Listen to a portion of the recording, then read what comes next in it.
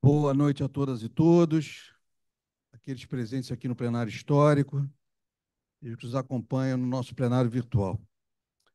Como de praxe, antes da início, e a fim de permitir o acompanhamento daqueles com deficiência visual, farei uma breve autodescrição. Meu nome é Sidney Sanches, eu sou um homem branco, cabelos grisalhos, uso óculos, estatura média, olhos castanhos.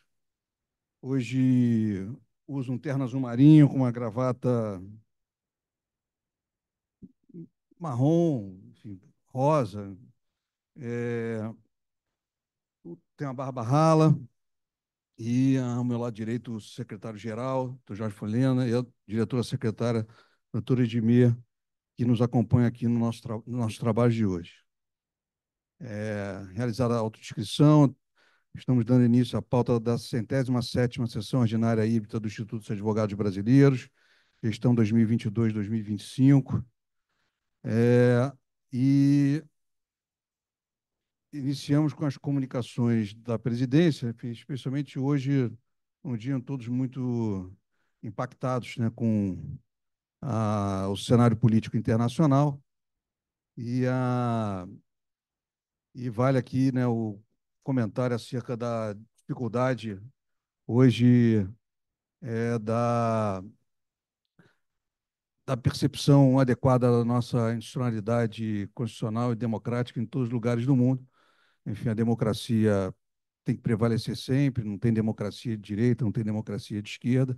A democracia, antes de tudo, ela está submetida à institucionalidade constitucional, uma institucionalidade constitucional que venha, né, com o propósito, né, de almejar uma justiça social muito no que nós postulamos aqui no âmbito do território brasileiro da nossa Constituição. Mas nos leva a muitas reflexões, né, o que vem acontecendo no mundo nosso nesse recente momento, né, que a sociedade mundial vem vivendo. Tive a oportunidade de estar, nessas 2 últimas semanas, em alguns contatos com alguns atores internacionais, e me impressionou, né, como essa questão era uma questão protagonista e uma preocupação de todos aqueles onde eu tive a oportunidade de discutir a questão nacional, a questão internacional, os enfrentamentos que a democracia vem sofrendo em todas as partes do mundo. E foi discussão central, sobretudo, no Congresso, do qual o Instituto dos Advogados Brasileiros participou, né, realizado pela União Internacional dos Advogados. Então, essa dificuldade, né, de compreensão da, da democracia representativa, a dificuldade que hoje as instituições têm de dialogar com a população em geral, é um tema que devemos refletir com mais intensidade aqui no Instituto, e temos feito isso, a fim de levar, né, uma mensagem que nos assegure efetivamente, né, a consolidação e a prevalência dos nossos é, princípios civilizatórios, das conquistas, né, que a democracia, infelizmente, deve entregar para a população. Então, fica aqui esse registro de início de noite, né, numa tarde, noite muito especial, em razão especialmente dos nossos ilustres empossandos, né? E por conta disso, iniciamos as posses de hoje, convidando para integrar nossa mesa de trabalho, como membro efetivo pelo Distrito Federal, o doutor Jorge Rodrigo Araújo Messias, que eu peço que, por favor, venha aqui compor a nossa mesa de trabalho, e o respectivo proponente, né, doutor Sérgio Luiz Pinheiro Santana, e eu também, na qualidade de proponente, já estou aqui nessa frente. Peço a todos que fiquem de pé para a leitura do compromisso de posse pelo doutor Jorge Messias. Compromisso. Prometo cumprir com dedicação os deveres de membro do Instituto dos Advogados Brasileiros, contribuindo para a realização de seus fins através do estudo do direito, difusão dos conhecimentos jurídicos e culto à justiça. Recebo seu compromisso, seja muito bem-vindo à Casa de Montezuma.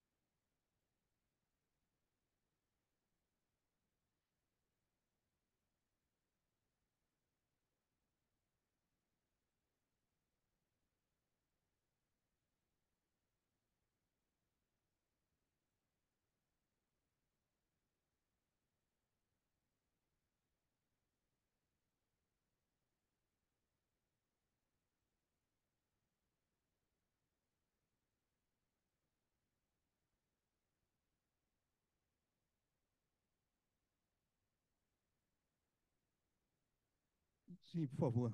É,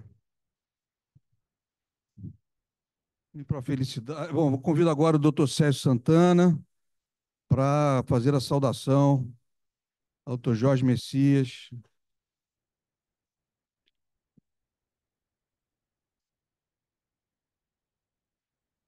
Hum.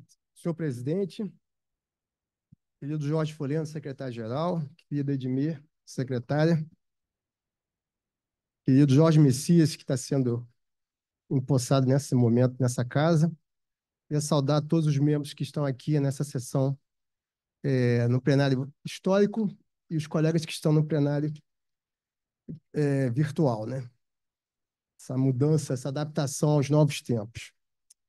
Bom, antes de falar um pouco, né, do currículo do Dr. Jorge Rodrigo Araújo Messias, eu queria dizer que eu estou muito feliz de nós termos dois novos membros que estão integrando, que vão integrar a Comissão de Direito Constitucional, que são egressos da Advocacia Geral da União, né?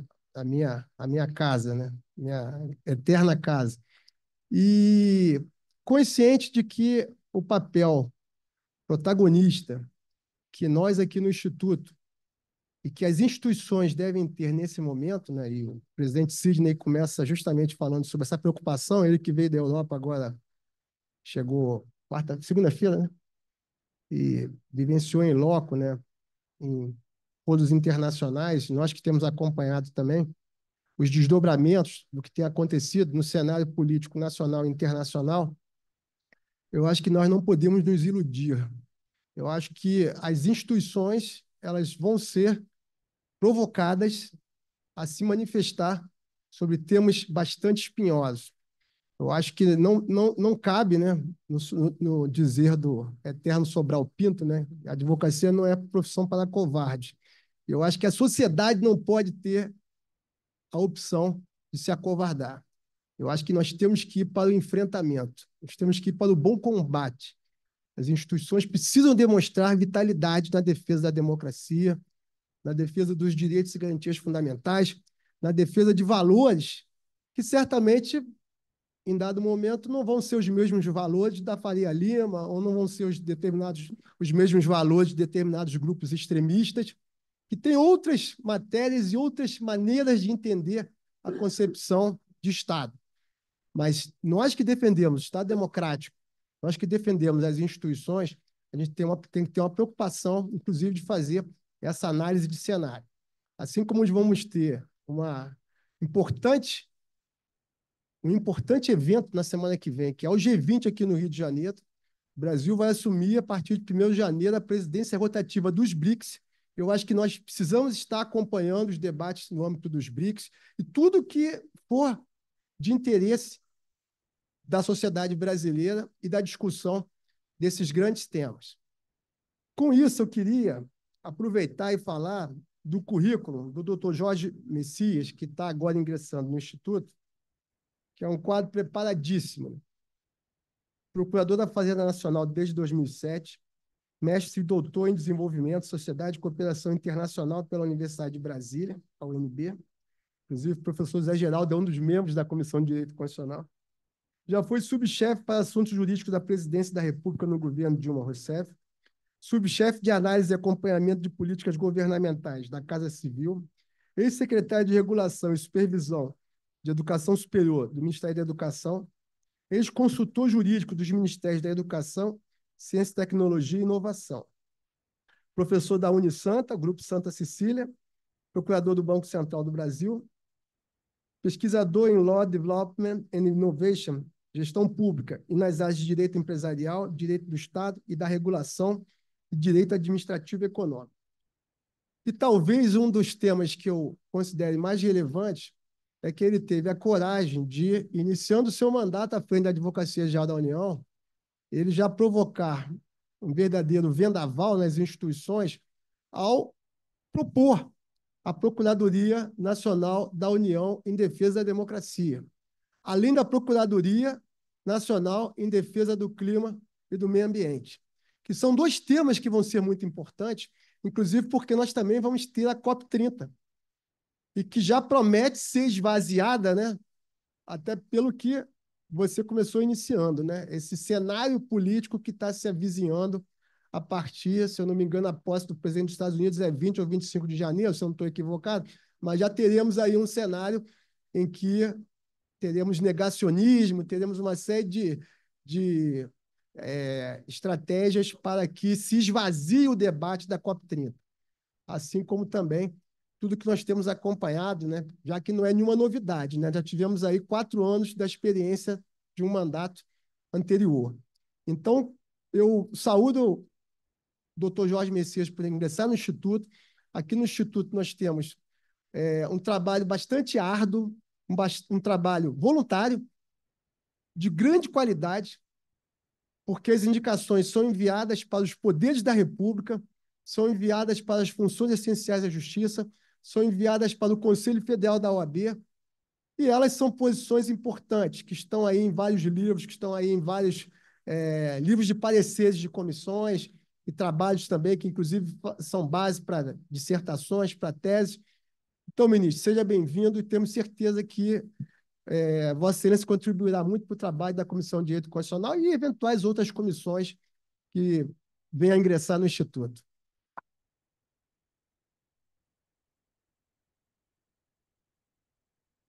Convido agora o doutor Jorge Messias, já na qualidade de empossado, para que venha fazer uso da tribuna e realizar sua primeira intervenção na qualidade de confrade do Instituto dos Advogados Brasileiros.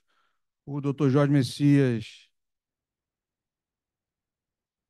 a, a, okay.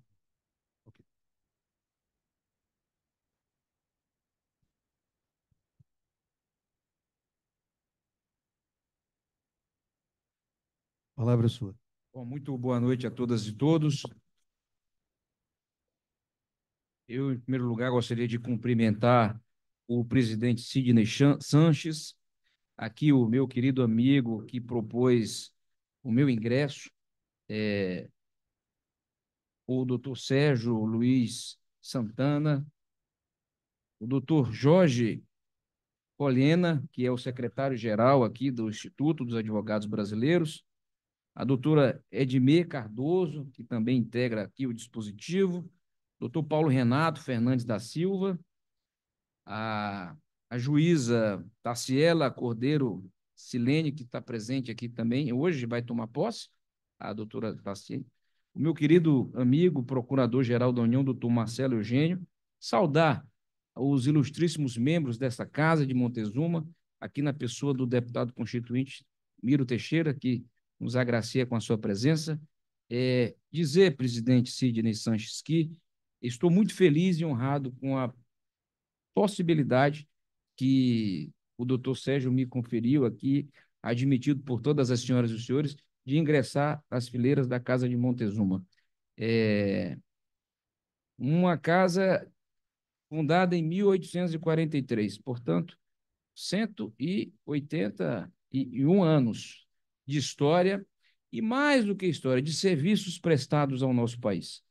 É muito importante que nós tenhamos no Brasil um país que passou por um processo difícil de fechamento da sua democracia por 21 anos, uma casa dedicada à defesa da democracia. A nossa Constituição 36 anos de Constituição, portanto, nós temos uma experiência recente de redemocratização. Ao contrário dos que muitos pensam, essa Constituição que nós temos não é a Constituição mais antiga que nós tivemos.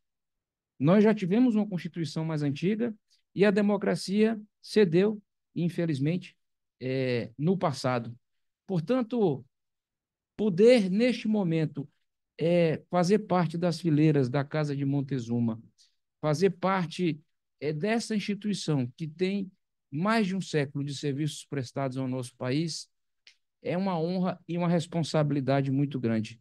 Eu me sinto profundamente motivado em integrar o Instituto dos Advogados Brasileiros e também aqui, a convite do doutor Sérgio, a Comissão de Assuntos Constitucionais, para contribuir efetivamente com um dos temas que mais me preocupam neste momento: a defesa da democracia, a promoção dos direitos humanos, a defesa do meio ambiente e do clima, porque eu queria colocar para vocês que neste momento em que o mundo passa por um momento muito difícil, eu não quero localizar essa discussão de déficit democrático em um país ou outro.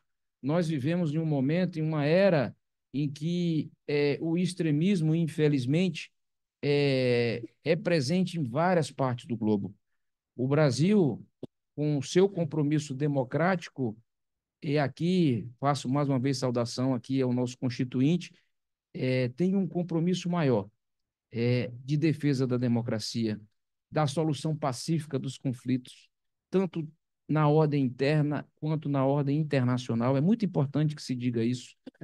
E ter o Instituto dos Advogados Brasileiros, uma casa que investe, sobretudo, na produção acadêmica, na produção científica, e tem colaborado ao longo dos seus anos efetivamente com o parlamento, com o Poder Judiciário, com a Procuradoria-Geral da República, com os órgãos que integram o sistema de justiça nesse país, sem dúvida, uma, uma grande honra para mim, com a minha história de defesa da democracia, poder hoje dizer que integro o Instituto dos Advogados Brasileiros. Nós não podemos parar por aqui. Nós sabemos que a democracia ela não está dada. Nós sabemos que é uma luta permanente que nós temos de travar em defesa daqueles valores fundamentais que o nosso Constituinte nos legou. Primeiro, a defesa da dignidade da pessoa humana, os valores sociais do trabalho e da livre iniciativa, o pluralismo de ideias que está encartado na nossa Constituição. E algo que me parece que muitos esquecem, mas é fundamental: a defesa do Estado de Direito, a defesa do Estado democrático, mas também um Estado social de direito. Os direitos sociais, direitos à saúde, à educação, a saneamento básico, à moradia, são esses direitos que foram prometidos pelo nosso Constituinte de 88 e também devem ser reclamados por toda a cidadania e que todos nós, como juristas, temos obrigação de defender e trabalhar por eles. Nós não podemos falar em justiça, e aqui justiça que falo, justiça como equidade, sem falar na concessão desses direitos sociais. Nós vivemos num país, presidente, profundamente injusto, profundamente desigual, com desigualdades marcantes e desigualdades históricas, porque vivemos num país que ele tem traços muito claros advindos do seu processo de colonização, do seu modelo de exploração econômica e da forma de interrupção do seu projeto de desenvolvimento ao longo das décadas. Portanto, nós temos hoje o compromisso, e aqui eu quero assinar este compromisso que acabei de jurar, de fato, de defender a justiça como equidade, a justiça como promoção dos direitos sociais, a justiça como promoção da redução das nossas desigualdades históricas. É isso que me move e vocês, tenho certeza, terão a mim como advogado, terão a mim como cidadão brasileiro e terão de mim o melhor que eu poderei oferecer a esta instituição, a minha dedicação à promoção à justiça do nosso Brasil. Muito obrigado a todos e uma ótima noite. Obrigado, Dr. Jorge Messias. É uma felicidade para a nossa instituição receber Vossa Excelência comprometido, né, com todos esses valores da democracia e dos valores escritos no nosso estatuto. Então, eu tenho certeza que vai ser de uma grandeza enorme a sua disponibilidade de estar aqui conosco e comprometido, alinhado, né, com todas as lutas do Instituto dos Advogados Brasileiros e dentro dos nossos compromissos históricos de defesa do Estado de Direito, dos direitos humanos, da democracia, enfim, todos os direitos sociais. Parabéns, muito obrigado.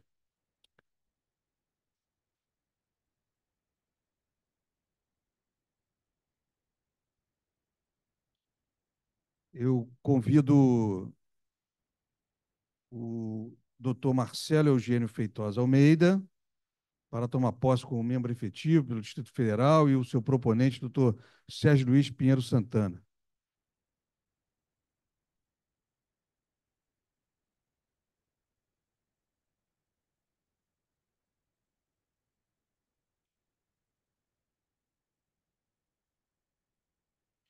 Prometo cumprir com dedicação os deveres de membro do Instituto dos Advogados Brasileiros, contribuindo para a realização de seus fins através do estudo do direito, difusão dos conhecimentos jurídicos e culto à justiça.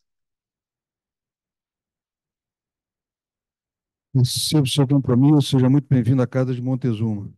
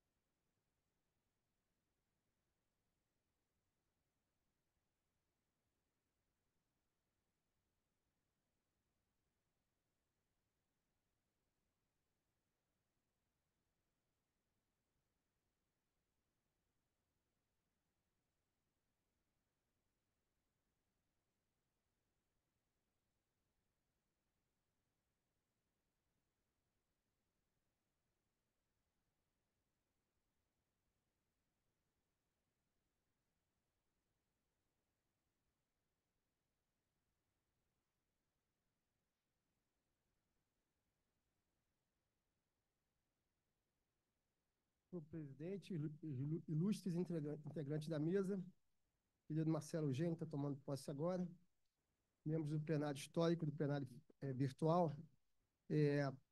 Eu vou agora começar lendo aqui o currículo do doutor Marcelo, Procurador-Geral da União, doutor em Direito pela Universidade de Salamanca, mestre em Direito Processual pela Universidade Católica de Pernambuco, membro de Comissão de Negociação e Acordo de Leniência, CGU-AGU, advogado da União, atualmente membro da Coordenação Regional de Recuperação de Ativos da Procuradoria Regional da União da 5ª Região, da AGU, Visiting Research, Centro de Estudos Sociais da Universidade de Coimbra, atuou como representante da Escola Superior da AGU em Pernambuco, foi professor da Estácio de Sá, na área de Direito Processual Civil, atua como professor em curso de pós-graduação na Unifor e outras pós-graduações, na ESA do Ceará também, e licitações e contratos na área do direito anticorrupção.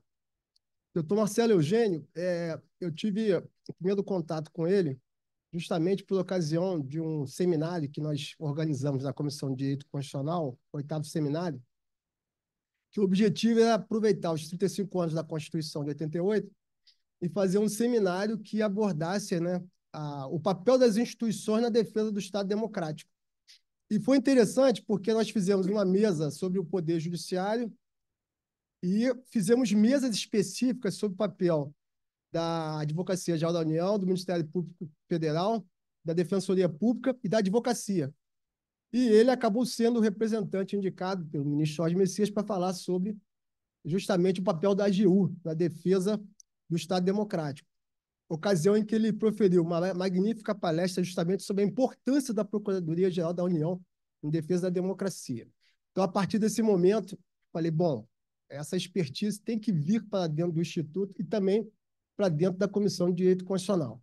E aí, a partir desse momento, eu fiz a indicação dos 2 nomes, né, e agora se concretizando nessa bela homenagem, nessa bela sessão, e tenho certeza que o doutor Marcelo ele vai contribuir bastante também com os trabalhos da comissão, com os trabalhos aqui do Instituto, no sentido de definir e de orientar e também de trocar ideias, intercambiar sobre as instituições, sobre a defesa da democracia, sobre esses temas tão importantes e tão sensíveis à sociedade e que é papel do Instituto. Doutor Marcelo, seja bem-vindo. Obrigado, Sérgio Santana. Convido o doutor Marcelo Eugênio Feitosa Almeida para fazer uso da tribuna do nosso plenário histórico, na qualidade de confrade do Instituto dos Advogados Brasileiros, e realizar sua primeira saudação. Doutor Marcelo Eugênio passará a integrar a Comissão de Direito Administrativo, Comissão de Compliance e Governança Corporativa. Então, Marcelo, Vossa Excelência, tem a palavra. Agradeço, presidente, na pessoa de quem eu cumprimento a mesa de trabalho dessa sessão. Cumprimento a minha família, que orgulhosamente acompanha a minha posse aqui no Instituto, acompanham remotamente, e cumprimento a nossa plateia, na pessoa do ministro Jorge Messias e na pessoa dos nossos colegas também da Advocacia Geral da União, que atuam aqui no estado de Rio de Janeiro, do Rio de Janeiro. Muito brevemente, eu tenho palavras de agradecimento, é uma honra para mim ingressar nesse instituto.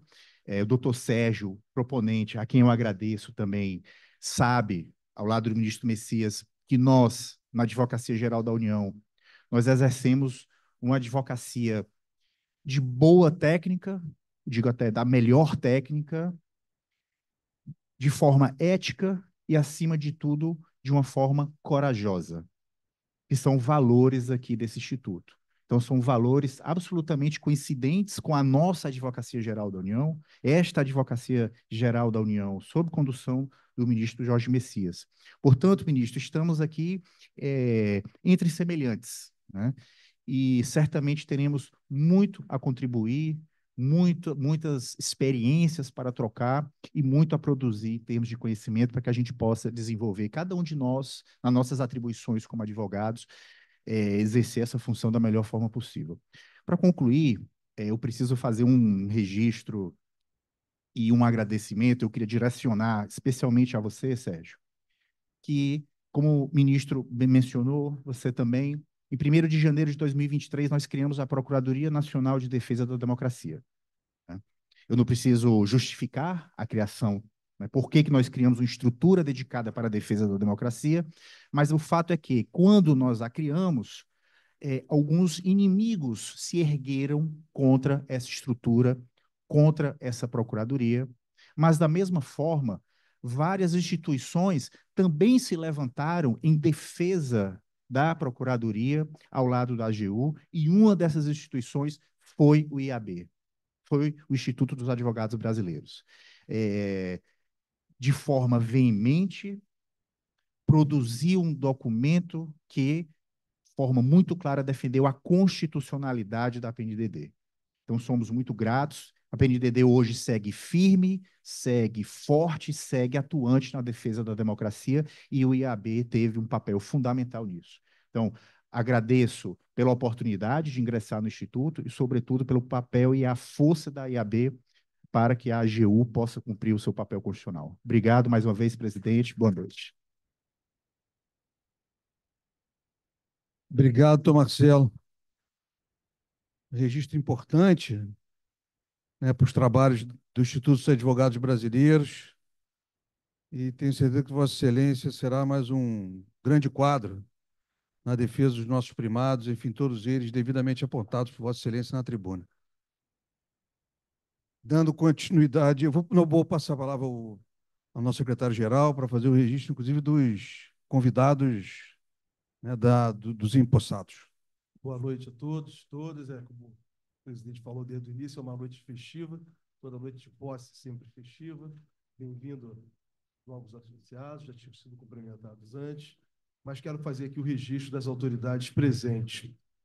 Quero estar aqui pelos convidados, né, do doutor Jorge Messias, doutor Diego Carvalho Marins, procurador da União do Estado do Espírito Santo, doutor Luiz Eduardo Nogueira Moreira, consultor jurídico da União no Estado do Espírito Santo, doutora Alcina dos Santos Alves, procuradora regional da Fazenda Nacional da 2ª Região, doutora Thelma Sueli Feitosa de Freitas, procuradora federal do Estado do Espírito Santo, doutora Elisa Monteiro Malafaia, secretária-geral de Administração.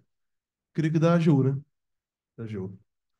Convidados do doutor Marcelo Eugênio Feitosa de Almeida, que acabou de tomar posse, o doutor Cláudio José Silva, procurador regional da União, na segunda região. Autoridades presentes, eu quero agradecer a presença do desembargador José Luiz, desembargador federal do Trabalho.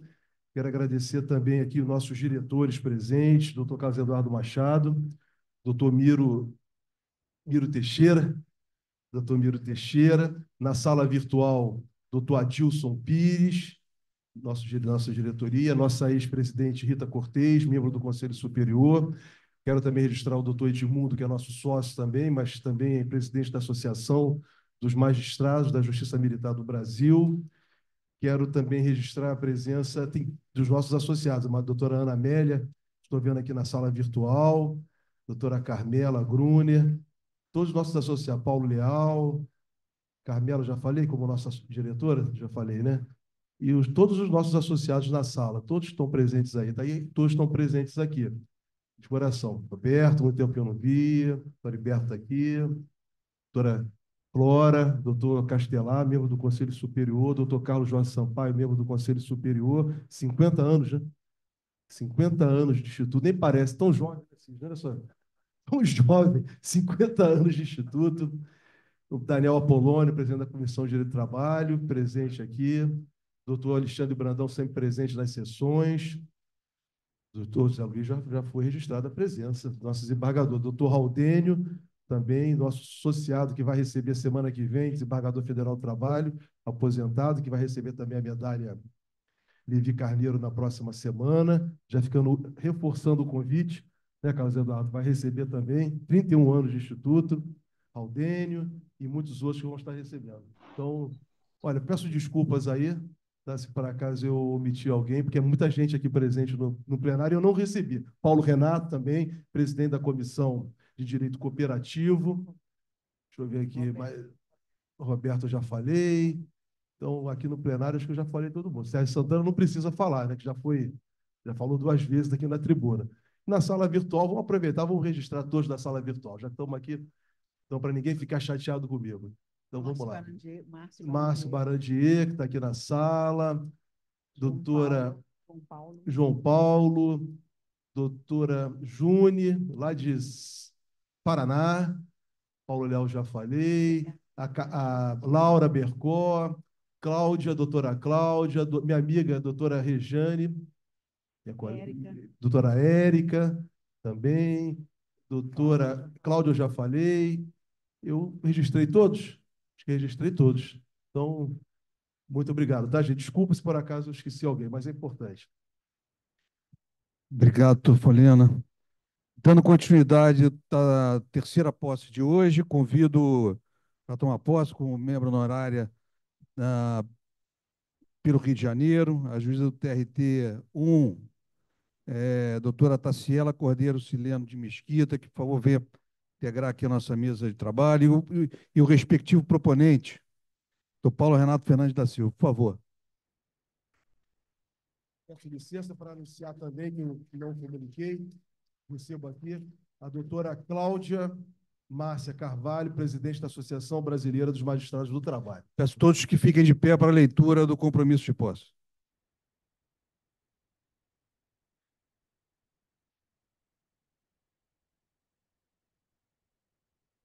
Obrigada. Prometo cumprir com dedicação os deveres de membro do Instituto dos Advogados Brasileiros, contribuindo para a realização de seus fins através do estudo do direito, difusão dos conhecimentos jurídicos e culto à justiça. Recebo o seu compromisso, seja muito bem-vindo à Casa de Montezuma.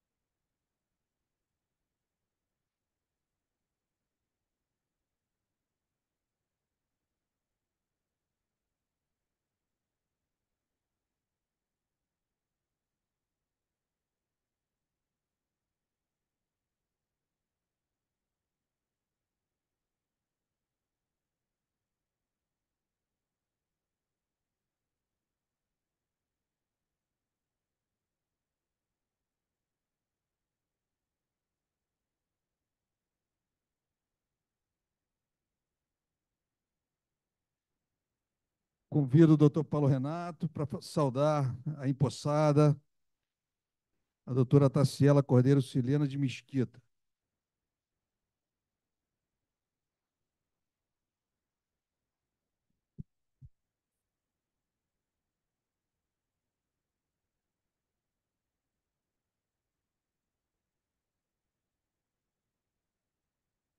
Boa noite a todos, senhor presidente, na pessoa de quem cumprimento a todos os presentes. Essa é uma noite muito especial e pelas posses anteriores, parabenizo os empossados, sejam muito bem-vindos. Quero destacar a presença virtual, né, da doutora Cláudia Márcia. A doutora Folhena já destacou, mas eu gostaria de destacar aqui que é a presidente da Associação Brasileira dos Magistrados do Trabalho, está virtual. Bem, hoje nós temos a posse de uma verdadeira jurista do direito do trabalho e do direito brasileiro, né? Falar da doutora Taciela Sileno é muito fácil, porque o currículo dela é muito extenso. É um currículo invejável. A doutora Taciela tem 4 pós-graduações, 2 mestrados. Ela tem cursos em Cambridge, em Harvard, em Columbia, né? É uma pessoa que navega por 3 línguas com muita facilidade.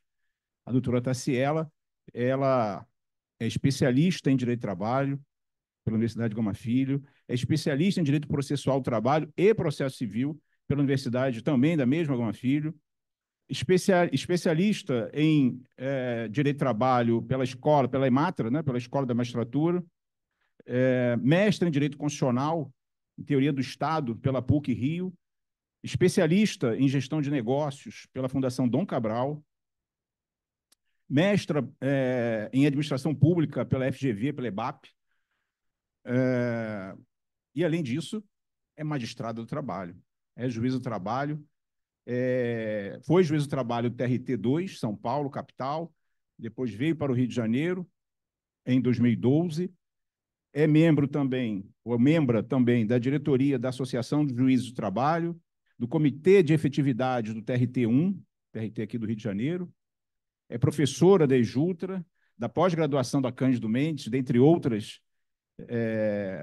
universidades, instituições, é autora de diversos artigos científicos, é tutora também na EJUTRA, na EJUD, né, agora a Escola Judicial do TRT, número 1, é mãe da Helena do Júlio, né?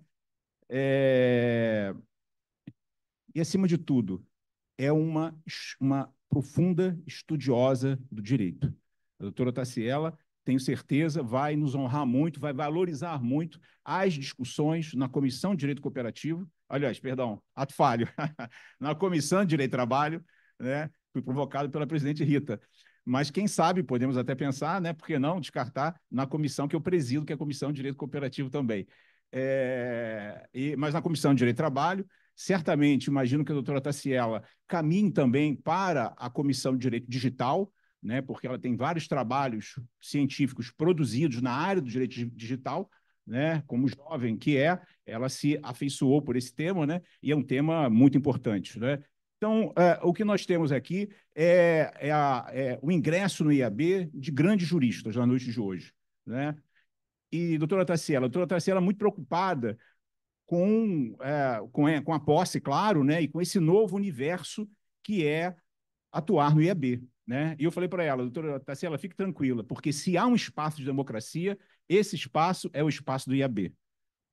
Aqui nós não temos apenas uma posição, temos várias posições, né? O IAB é uma academia do direito e é um palco iluminado da democracia, onde todos podem e devem falar.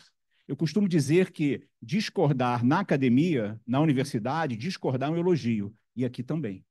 Mostra que a pessoa escutou o que você falou, refletiu sobre isso e te deu a oportunidade de travar um diálogo. Presidente Rita, olha só, a oportunidade do diálogo, porque, na verdade, hoje nós vivemos, muitas vezes, com a interdição do diálogo. As chamadas lacrações, como os jovens falam, né? Foi a lacração. Então, a possibilidade de você estabelecer um debate, nós temos aqui esse maravilhoso plenário histórico, presencial e virtual, é um privilégio. É um privilégio da democracia, é um privilégio do direito. O IAB cumpre uma função social de defesa da democracia, desde da sua criação. Até 1931, todos os advogados brasileiros eram formados em Portugal, especialmente na Universidade de Coimbra. Só quando foram criados os cursos jurídicos no Brasil, em 1827, é que nós passamos a formar advogados aqui no Brasil, a partir de 1831. E foram esses advogados que depois criaram o IAB, que passou a funcionar como um órgão que assessorava o governo do Império, onde nós temos, inclusive, a cadeira onde Dom Pedro sentava, né? O IAB cumpre uma função extraordinária na defesa da democracia. E eu tenho certeza que a doutora Taciela contribuirá muito com o seu engenho em arte, com a sua inteligência, com a sua vontade de participar, de debater, para que nós possamos aprimorar e densificar ainda mais esse compromisso com a democracia, com os direitos humanos, né? Fico muito feliz de nós estarmos vivenciando esse momento. Que momento? Um momento de mudança da ordem jurídica. Nós hoje somos protagonistas e, ao mesmo tempo, espectadores, né, dessa transição de uma velha ordem jurídica para uma nova ordem jurídica, inclusive, especialmente no mundo do trabalho. Né? A doutora Taciela tem um artigo até científico publicado sobre o futuro do direito do trabalho, né? E é uma questão dos nossos tempos, com a inteligência artificial, a robotização, né? O mundo do trabalho está sendo muito impactado, né? Eu acredito que para o bem, né? Acho que é uma evolução, nós estamos vivenciando esse processo de evolução histórica. E com isso, meus amigos, eu quero dizer que fico muito contente de ter o privilégio de ter feito a indicação, de poder estar aqui compartilhando com todos dessa noite de alegrias, de festa, e dizer que a vida é feita de encontros, né? Embora existam vários desencontros pela vida. Mas eu tenho certeza que essa noite selou o encontro de grandes juristas, doutora Taciela, com o IAB, com a Comissão de Direito do Trabalho, presidida pelo nosso querido Daniel, ali, e quem sabe por outras comissões, como Direito Cooperativo e Direito Digital. Doutora Taciela, seja muito bem-vinda. Obrigado. Obrigado, Paulo Renato. Por favor, permaneça aqui conosco. Eu convido agora a empossada, a doutora Taciela, Cordeiro Ciliano de Mesquita, para fazer uso da nossa tribuna e fazer sua saudação na qualidade de confreira empossada do Instituto dos Advogados Brasileiros. Acho que está boa a altura. Boa noite a todos. Inicialmente, eu gostaria de saudar o presidente do IAB, Dr. Sidney Sanches, meu proponente, Dr. Paulo Renato Fernandes da Silva, nas pessoas de quem eu cumprimento todas as autoridades presentes, e o meu pai, Taciel Sileno Neto, na pessoa de quem eu cumprimento todos os meus familiares e amigos que aqui estão. Agradeço ao Dr. Paulo Renato pelas sempre generosas apresentações, e agradeço também, aproveito o momento para agradecer a minha família, aqui representada pelo meu pai e meus irmãos, aos meus amigos, colegas de trabalho, e principalmente a Deus, pela força que sempre me concede nos momentos difíceis e pelas alegrias, como esta, que tem me permitido usufruir. A minha trajetória de vida sempre foi pautada na educação e, com o passar do tempo, no trabalho. A educação e o trabalho transformam vidas e transformaram a minha. Eu lembro-me que, quando muito pequena, o meu avô, o professor Pedro Eziel Sileno, ao ver um vendedor de pipocas na rua, me disse: é tão bonito a pessoa trabalhar. Fato que me chamou a minha atenção e me marcou, embora eu não soubesse, naquela época, todo o caminho que eu percorreria em relação ao trabalho. Anos mais tarde, eu me recordo quando realizava um intercâmbio de estudos nos Estados Unidos, aos 16 anos, me impressionou ver meus colegas saindo da escola e irem direto da escola para o trabalho, trabalhar em mercados e lojas de conveniência. O que me motivou no meu retorno ao Brasil, antes mesmo de completar 18 anos, a começar a trabalhar como professora de inglês, enquanto estudava Direito na Faculdade Nacional de Direito. Eu sempre vi o trabalho como algo que fortalece o nosso caráter e nos molda como pessoas. Após a faculdade, trabalhei como conciliadora nas antigas comissões de conciliação prévia e, claro, na advocacia trabalhista. Realizei algumas pós-graduações, um mestrado em Direito Constitucional na PUC Rio e um recente mestrado em Administração Pública na Fundação Getúlio Vargas, EBAP. O estudo da administração pública despertou em mim um grande interesse no papel da cultura e, consequentemente, da liderança na gestão, o que me conduziu a me dedicar ao papel transformador da liderança feminina no mercado de trabalho. Em 2022, eu fui selecionada pela Columbia University como uma das 50 mulheres que exercem posições de influência no Brasil. E participei do programa de liderança feminina desta universidade. Em janeiro desse ano, eu tive a imensa alegria de realizar um sonho, ser convidada a participar de um curso de liderança feminina na Universidade de Harvard. Uma experiência transformadora intelectual e emocionalmente. Profissionalmente, me orgulho de ser a juíza titular da 9ª Vara do Trabalho, do Rio de Janeiro, desde julho de 2022, após ter sido promovida por merecimento em abril daquele ano. E me orgulho e sou grata principalmente por ter a bênção de trabalhar diariamente com a mesma alegria e gratidão do dia em que tomei posse como juíza há quase 14 anos, após precisar ser aprovada 2 vezes no concurso da Magistratura do Trabalho.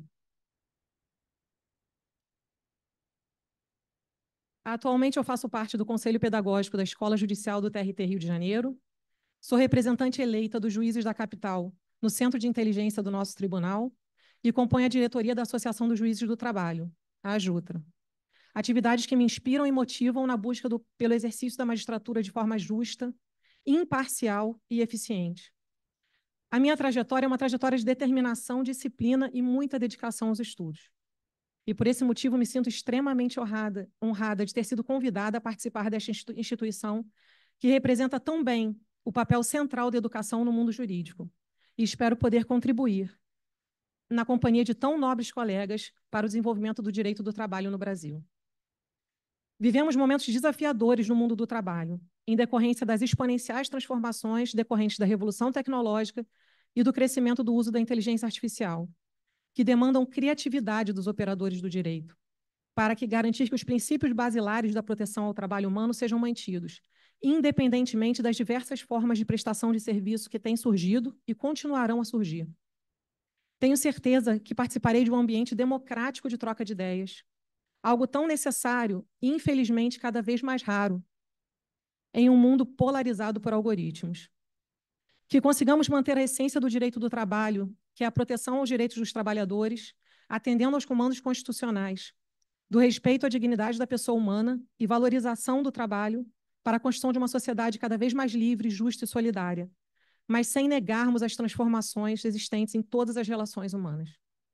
Eu finalizo o meu discurso com uma citação que eu gosto muito, do Theodore Roosevelt, pois destaca a importância do papel de pessoas como nós, que se dedicam ao estudo e ao trabalho. Não é o crítico que importa, nem aquele que aponta onde foi que o homem tropeçou, ou como o autor das façanhas poderia ter feito melhor. O crédito pertence ao homem que está por inteiro na arena da vida, cujo rosto está manchado de poeira, suor e sangue, que luta bravamente, que erra, que decepciona. Porque não há esforço sem erros e decepções, mas que, na verdade, se empenha em seus feitos. Que conhece o entusiasmo, as grandes paixões, que se entrega a uma causa digna, que, na melhor das hipóteses, conhece no final o triunfo da grande conquista e que, na pior, se fracassar, ao menos fracassa ousando grandemente. Que sejamos nós, as mulheres e os homens na arena. Muito obrigada.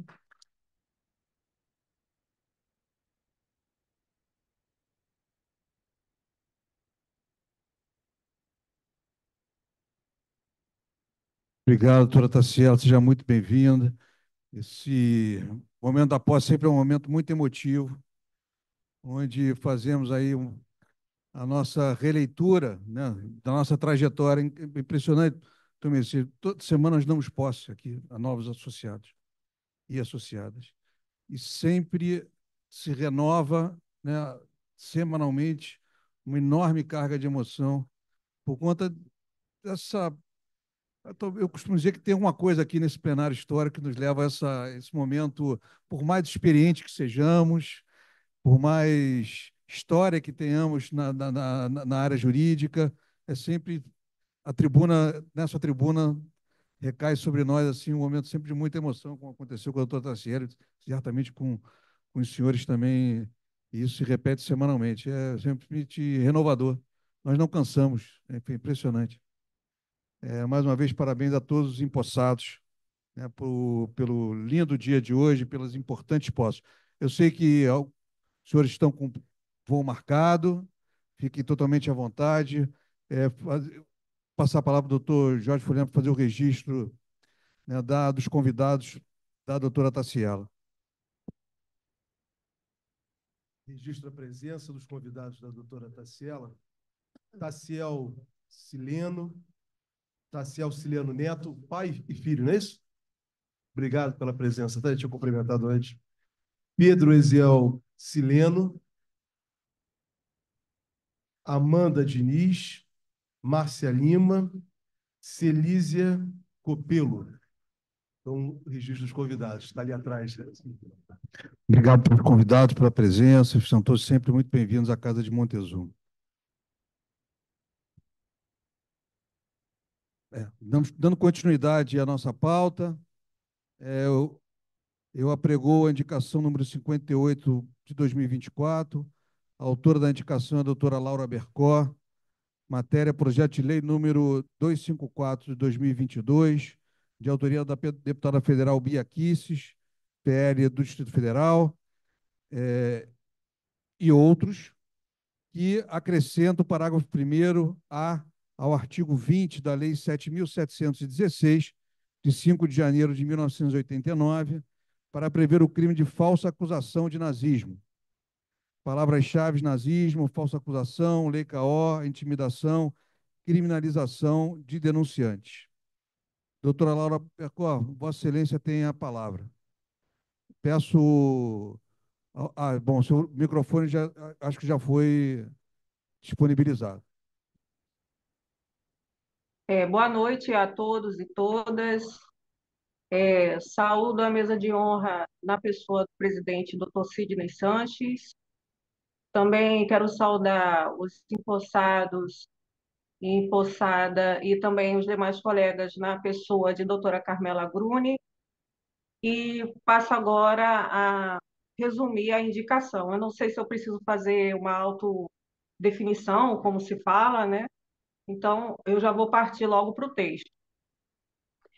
A indicação é referente ao projeto de lei número 254 de 2022. Doutora Laura, só para evitar um pouco de barulho aqui, não atrapalhar a sua exposição, pedir a Vossa Excelência, enfim, todos retomem seus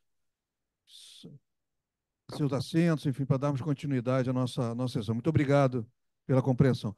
Me perdoe a interrupção, enfim, mas é para que Vossa Excelência pudesse apresentar com segurança e maior clareza a todos os presentes, presencialmente e virtualmente.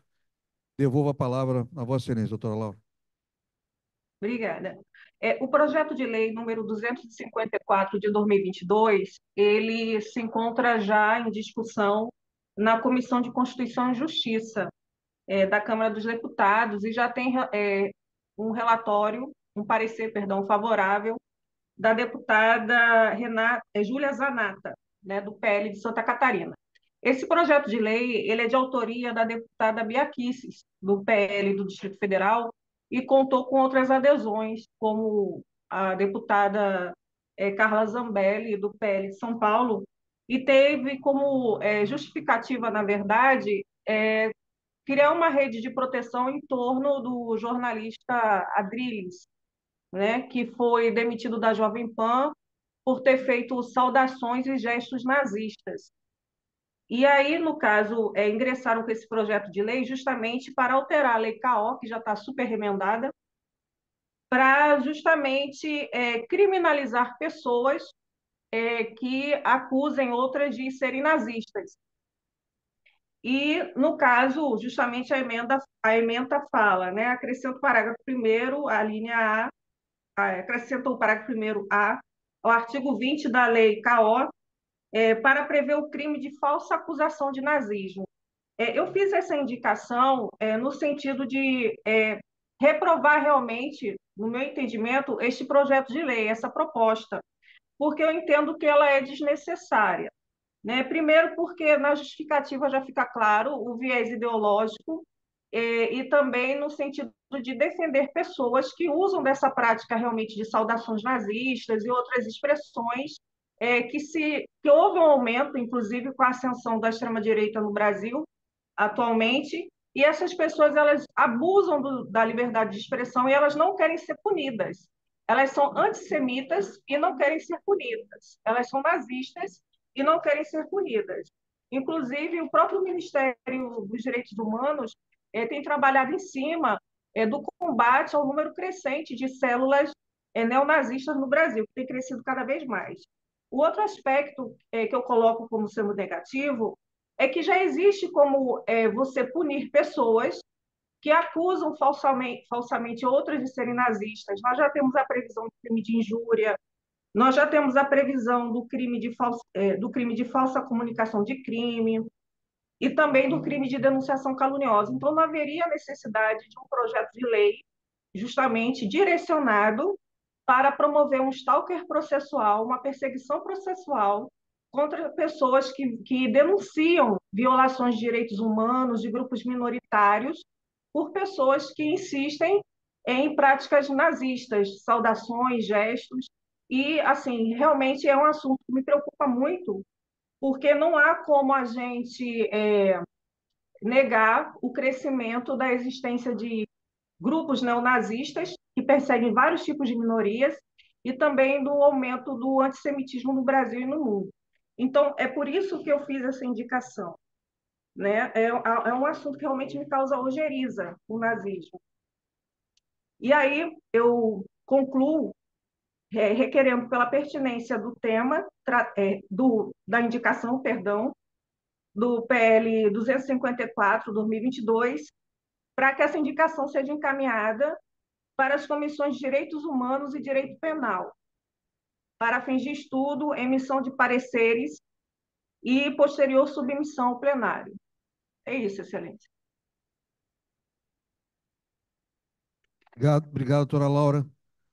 Em discussão, a pertinência da indicação. Vossa Excelência quer falar, enfim, ou não? Você quer votar só? Sim. Então, não, aberta a divergência com relação à pertinência, Vossa Excelência põe o seu ponto de vista e tudo. Né, aqui. Pode ser aqui, ó, ou aí. Então, bom, estamos em discussão. Doutor Alexandre fará suas considerações acerca da pertinência ou não da. Explico o porquê. Primeiro, a própria indicante, né, pensa ou conclui que haja a dispensabilidade da própria indicação, porque a normativa brasileira já versa acerca dessa questão. Ela prova, pelo que eu depreendi, se não estiver equivocado, foi isso. Né? Se a pessoa faz Hitler, né, outras coisas, ou qualquer tipo de outro colonialismo similar ao nazismo, que há outros também similares ao nazismo, mundo afora, tecnicamente, essa pessoa há de ser denunciada porque uma ação de caráter público, o Ministério Público diretamente, né, não precisa de queixa, não é nada. Enfim, deverá estar preso ou pagar uma indenização correspondente. Né? Então, a normativa interna brasileira, né, estudada na Constituição e em tratados e convenções internacionais, já prevê isso daí. Né? Então, ela, me parece, a indicante, e, concluiu que já isso aqui, já isso aqui. Então, esse projeto é inócuo. E partindo de quem parte, não vou aqui nominar quem tenha sido, né? Sabemos. Né? Eu já estou terminando, já vou dar a vez a você, Flávio, um momentinho só. Então, eu entendo que, em verdade, a normativa interna, a própria Constituição diz, artigo 1º, inciso 3º, o que é isto? É o pilar central da dignidade da pessoa, senhor presidente. Não se pode, portanto, advogar uma tese ou uma ideologia que diga o seguinte: você é cigano, você é judeu, você é esquerdista, você vai ser eliminado pela sua própria condição de ser ou apoiar isto ou aquilo. É óbvio, Lula. Bom, ok. Só fazendo um esclarecimento, nós estamos falando de um projeto de lei, né? Enfim, que está tramitando dentro do nosso processamento legislativo e a instituição, enfim, cabe avaliar, né, enfim, o cabimento ou não. Estou dizendo só fazendo uma ressalva com relação a isso. Enfim, não tô, o senhor já apresentou seu posicionamento. Passo a palavra agora à doutora Flora. Vou ser muito breve, porque realmente já estamos aqui totalmente esvaziados, não temos mais muito o que fazer, e temos um lançamento de um livro na BI ao qual todos queremos comparecer. Então, é só para dizer a Vossa Excelência que é absolutamente pertinente estimular a doutora Laura a fazer indicações, que é para isso que existe o Instituto. Se é uma coisa que preocupa ela, e também me preocupa, acho que a pertinência é indiscutível.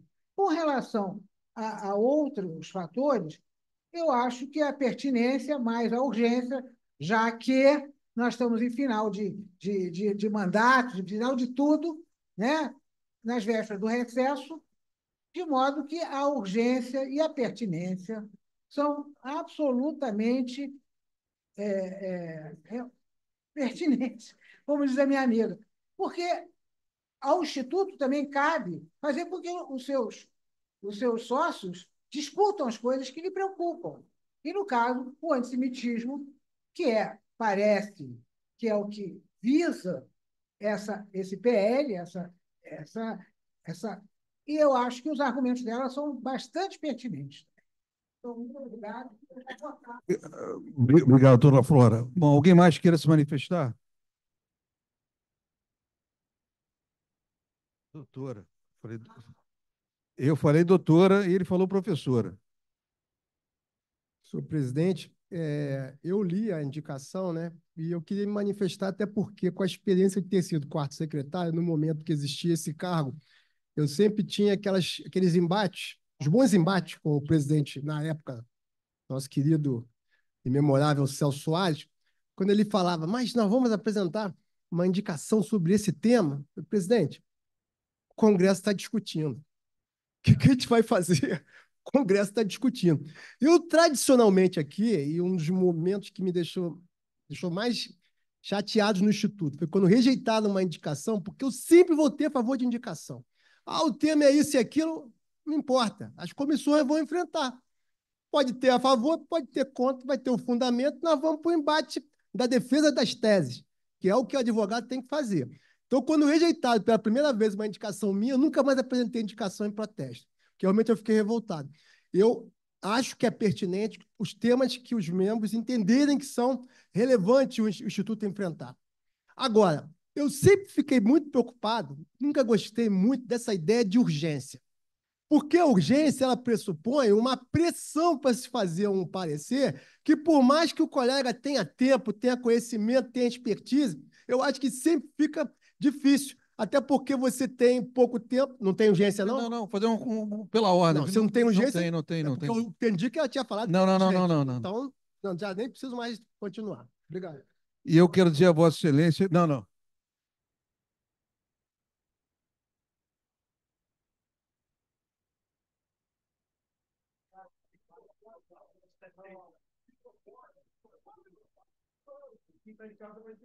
Não, é o seguinte, essa questão de ordem que eu estou levantando, ela tem um fundamento no artigo 70 do Regimento Interno do Instituto dos Advogados do Direito.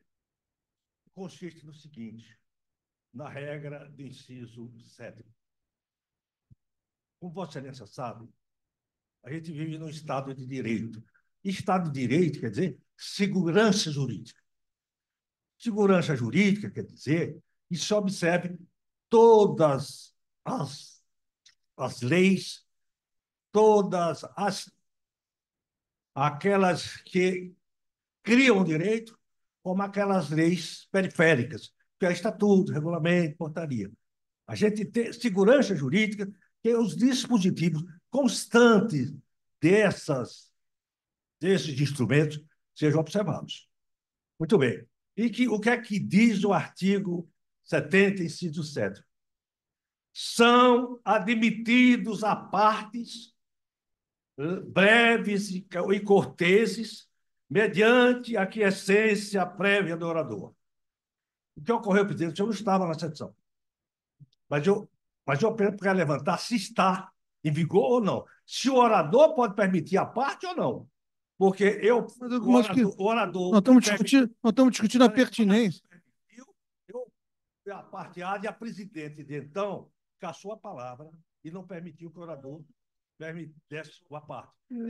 E era a presidente, era a segunda vice-presidente, que não me recordo o nome dela agora, Adriana. Então, eu quero só saber se está ou não, para poder tomar decisão e pedir a parte ou não. Só isso que eu queria, presidente, para saber se está em vigor.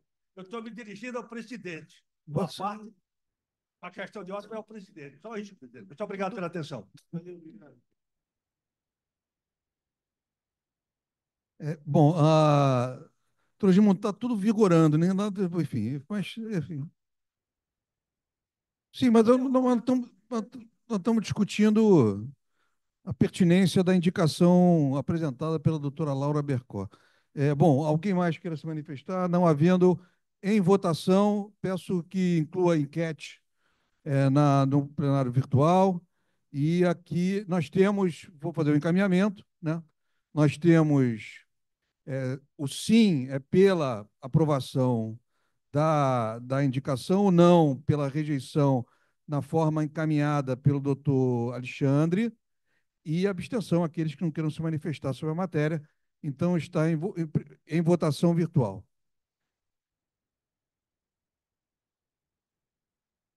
Não, é porque tem uma votação virtual. Tem gente que está virtual.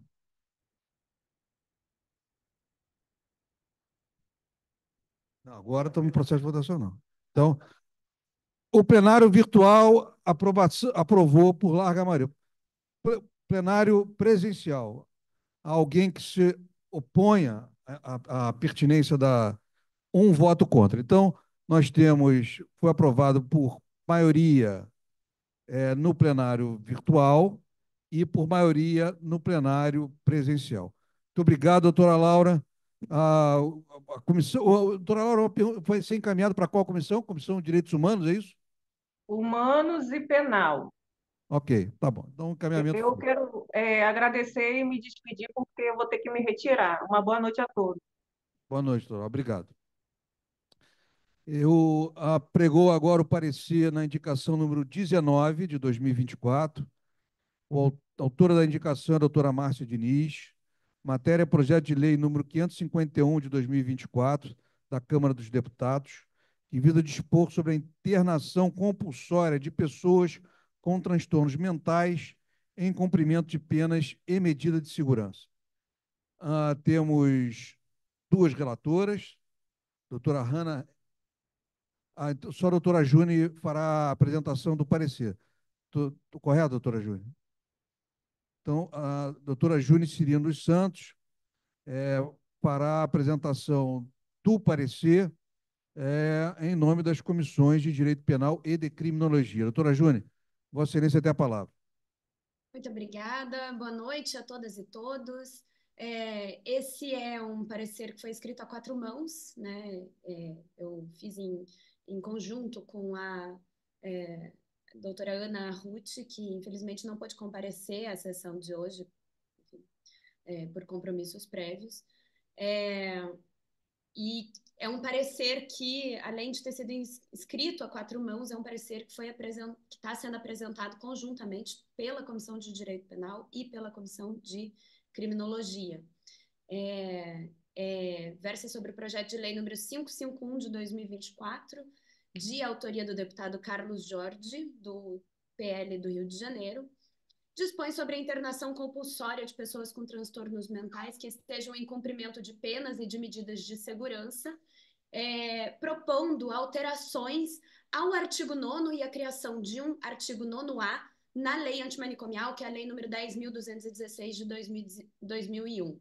Antes de adentrar nas alterações do projeto de lei propriamente dito, é importante dizer que essa lei que está sendo alterada, a lei antimanicomial, ela é uma lei que traz proteção e direitos para pessoas com transtornos mentais e propõe um dos modelos de tratamento da saúde mental mais modernos que existem no mundo, com humanização daquele indivíduo que tem transtorno mental como um titular de direitos e representa uma conquista histórica de direitos fundamentais muito específicos para essa população, que é uma conquista de direitos que foi promovida pela luta antimanicomial ao longo de todo o século XX.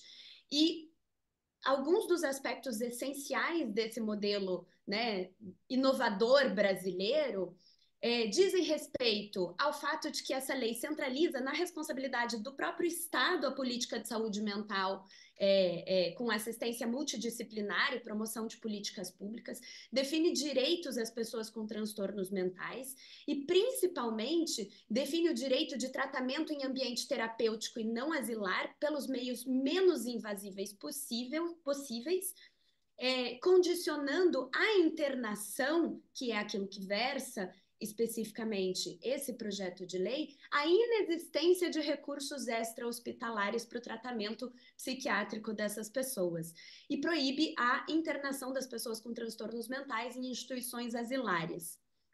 Bom,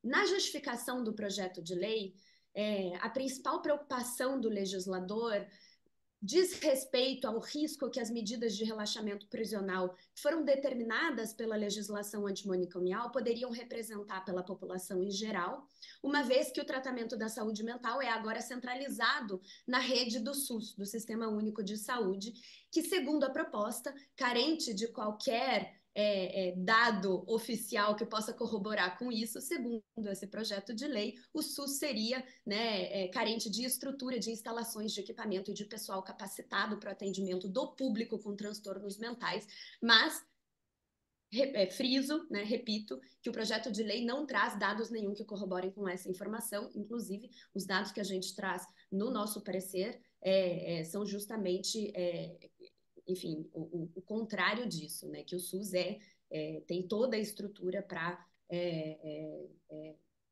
oferecer o tratamento adequado a essas pessoas. Em grande parte, as propostas desse projeto de lei reproduzem algumas previsões que já estão presentes no ordenamento jurídico, inova, portanto, em pouquíssimos quesitos, mas naquele pouco que ele inova de uma maneira bastante equivocada e contrária àquilo que se propõe a lei antimanicomial e a política antimanicomial.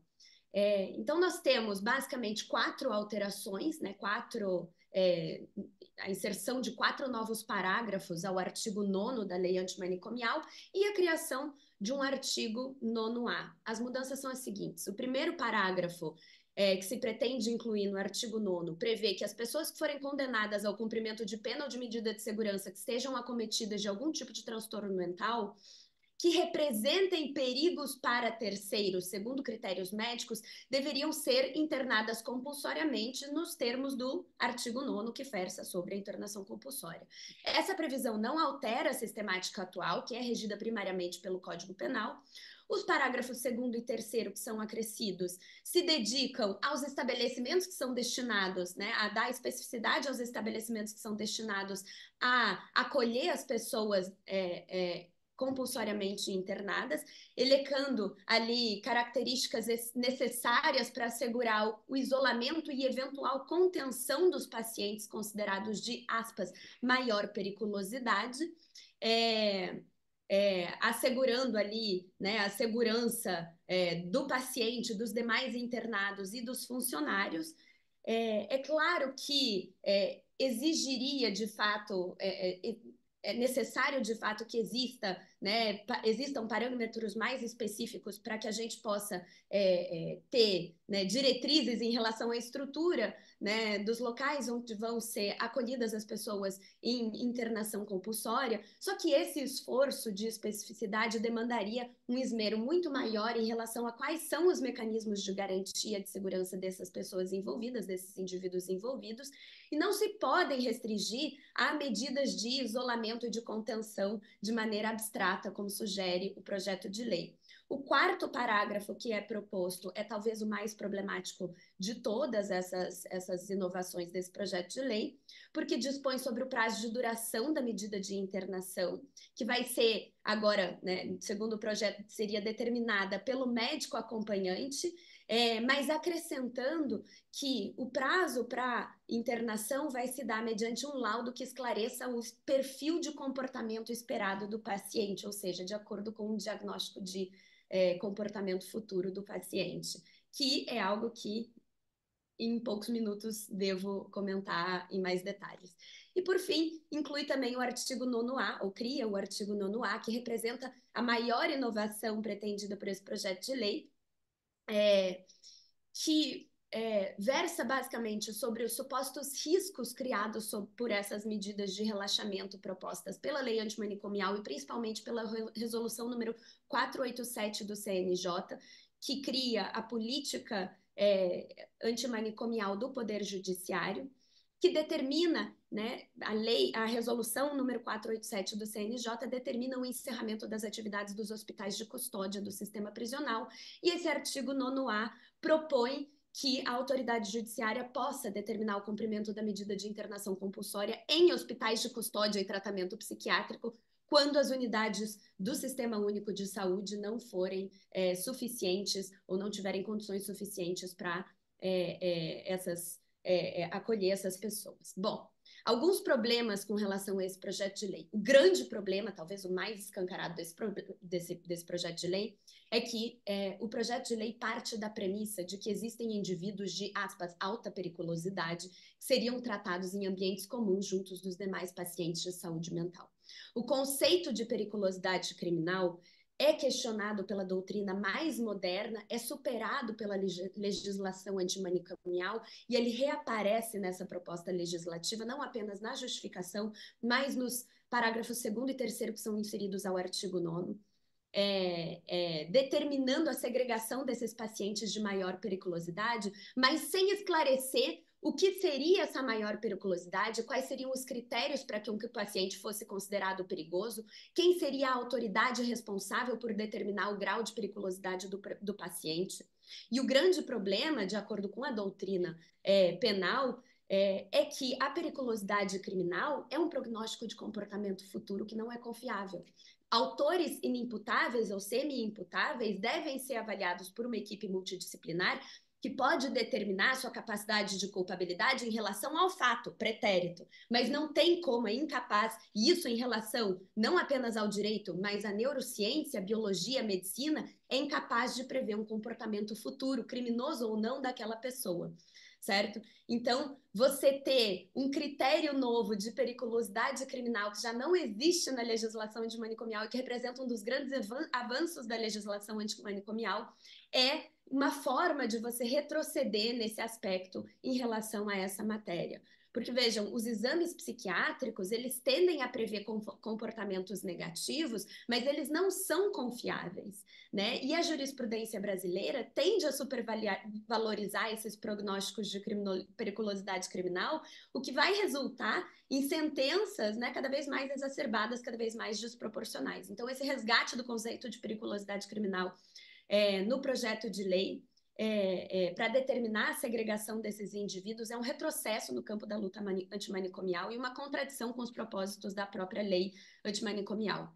O segundo problema que eu já mencionei brevemente é o retorno dos hospitais de custódia. Os hospitais de custódia são instituições asilares pelos critérios da lei antimanicomial e por essa razão eles estão ou foram entendidos como obsoletos e estão em vias de serem extintos, inclusive pela resolução número 487 do CNJ. E a retomada, né, desses hospitais de custódia por esse projeto de lei significa uma sobrevida legislativa para algo que já é obsoleto no nosso ordenamento jurídico. Um terceiro problema diz respeito ao isolamento e à contenção dos pacientes, que vejam, trata-se de uma previsão muito vaga na lei sobre a determinação de isolamento e de contenção dos pacientes. É uma atuação que a gente não sabe se viria por parte do juiz ou como se daria, né, a provocação ao médico psiquiatra para determinar essa contenção ou esse isolamento do paciente. Então, é uma forma, né, de você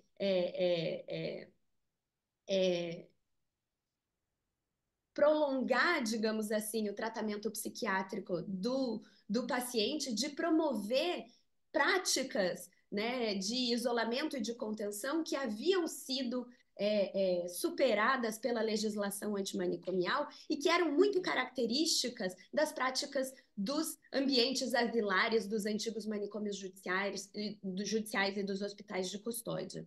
Um quarto problema é que esse projeto de lei passa por cima ou interfere na autonomia dos profissionais de saúde ao determinar que esses profissionais devam produzir laudos que estabeleçam o perfil de comportamento esperado do paciente, que, como eu disse, não é algo que a medicina, a neurociência ou a biologia se sentem confortáveis em fazer. E isso seria determinante, né, para definir o prazo que aquele paciente vai precisar ficar sob a custódia do Estado, o prazo que aquele paciente vai precisar ficar sob internação compulsória.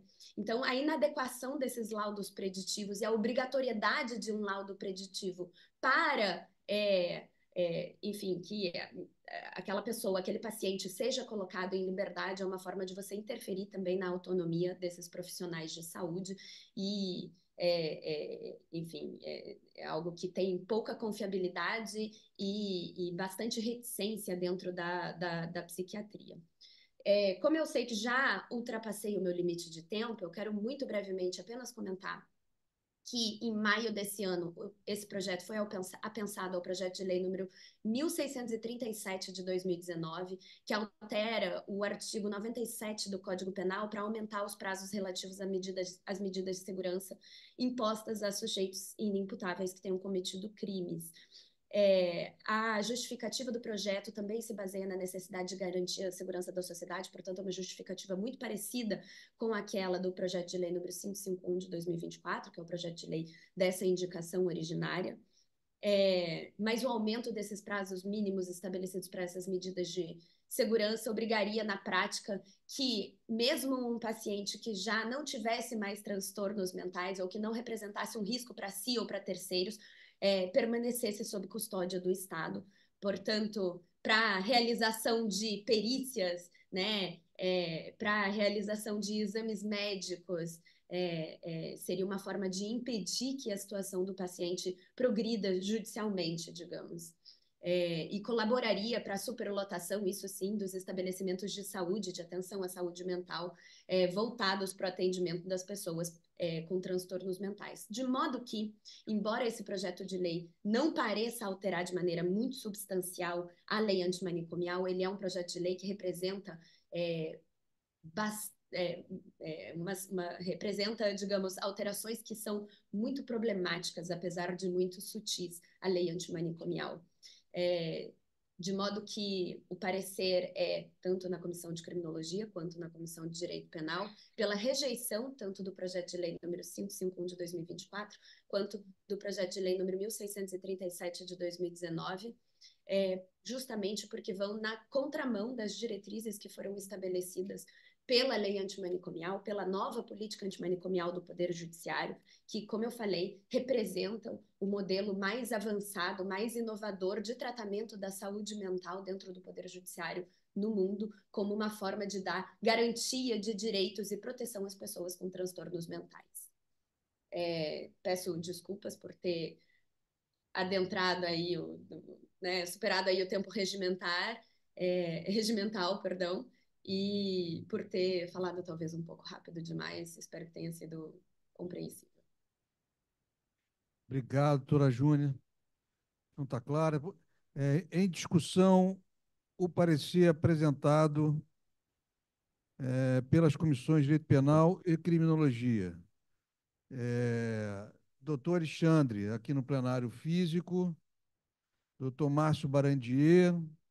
Mais alguém queira se manifestar? Por enquanto, doutor Alexandre, a palavra é sua.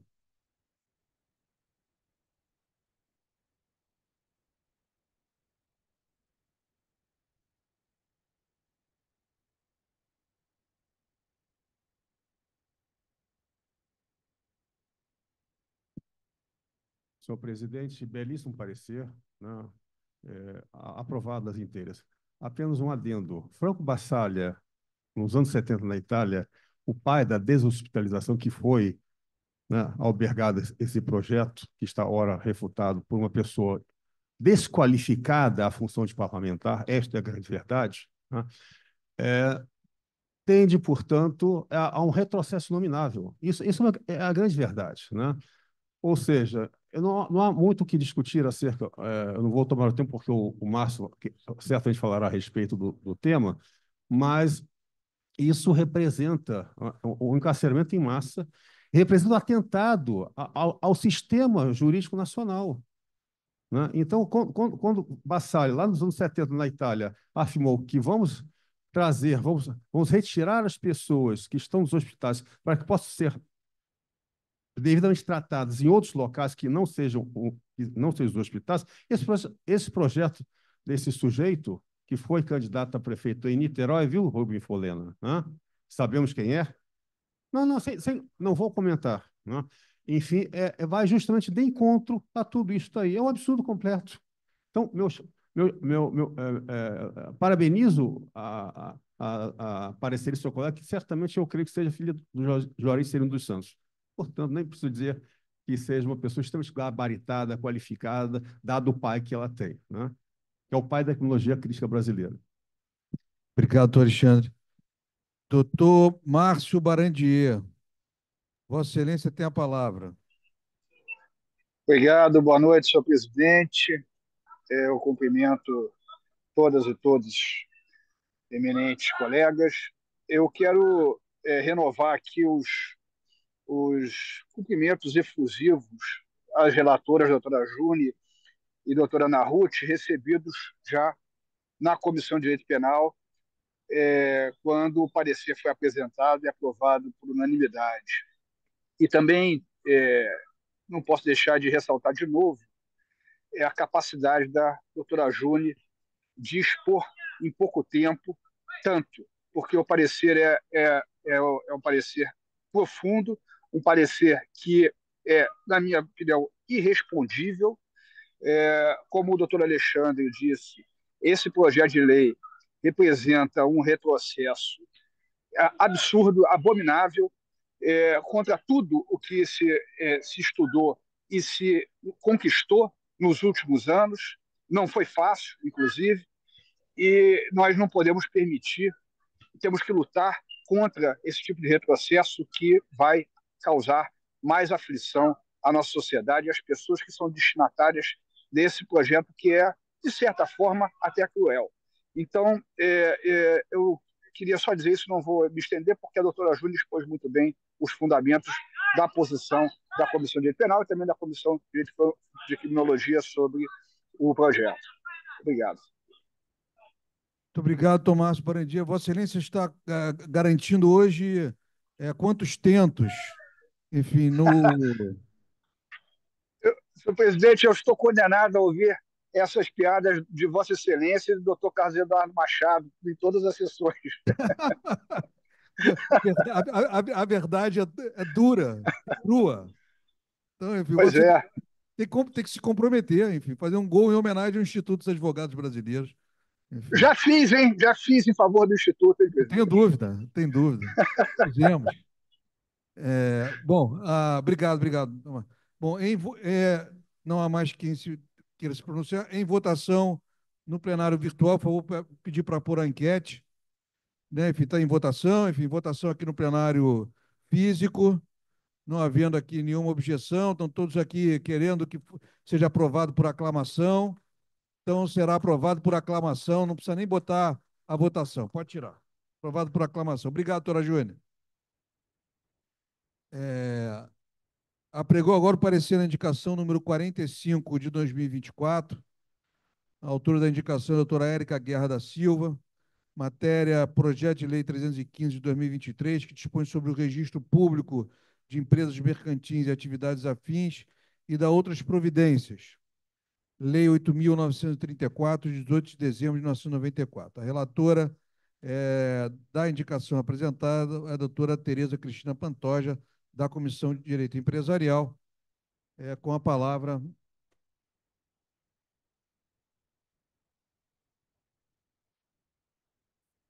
a doutora Tereza Cristina Pantoja. Obrigada, presidente.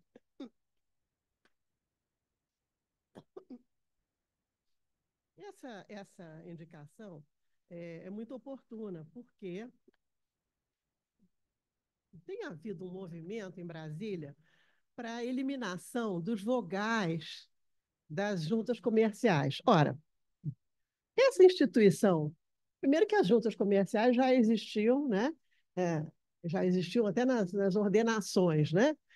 Mas, a partir do momento em que se formaram as relações comerciais e tal. E as juntas, já na lei anterior, que era 4726, anterior a essa lei de 94, que é 8934, já havia a figura dos vogais.